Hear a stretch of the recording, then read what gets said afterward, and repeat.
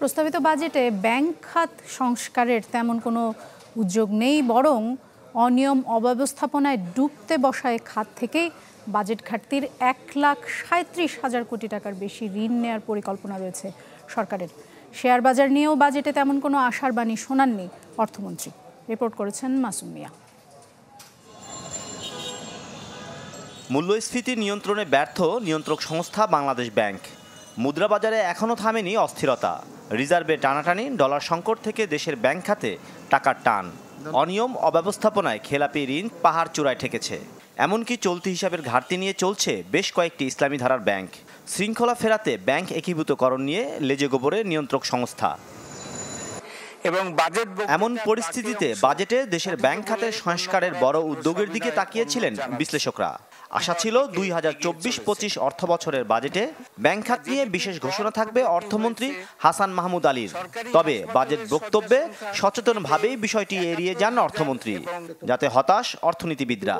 এই প্রত্যাশা তো বহুদিন আগের থেকে ছিল, তো এবার প্রত্যাশা আর একটু বেশি ছিল, কারণ ব্যাংকিং খাতের অবস্থা অনেকই রিয়েলি দুর্বল। আর আমি যে বললাম যে ব্যাংক খাতই হচ্ছে আমাদের আর্থিক ব্যবস্থার সবচেয়ে বড় সম্বল।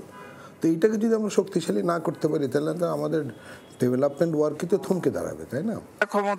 তবে ব্যাংক খাতের সুশাসন ফেরাতে উদ্যোগ না থাকলেও এ খাত থেকে ঋণ নেওয়া বাড়ানোর কথা ভুলেননি অর্থমন্ত্রী। বাজেটের ঘাটতি মেটাতে 2024-25 অর্থ বছরে ব্যাংক খাত থেকে ঋণ নেবেন 1,37,000 কোটি টাকা। চলতি অর্থ বছরে যা ছিল 1,32,000 কোটি টাকা।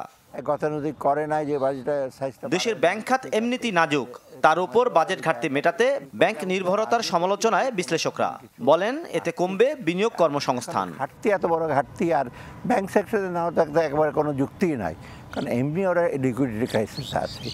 তারপরে আপনি সংকোচনের পুনর্মুদ্রণানীতি করেছেন, তারপরে ব্যাংকের উপর অনীহা নাই, লোকজনের ব্যাংকে ডিপোজিটও দিতে যাচ্ছে না।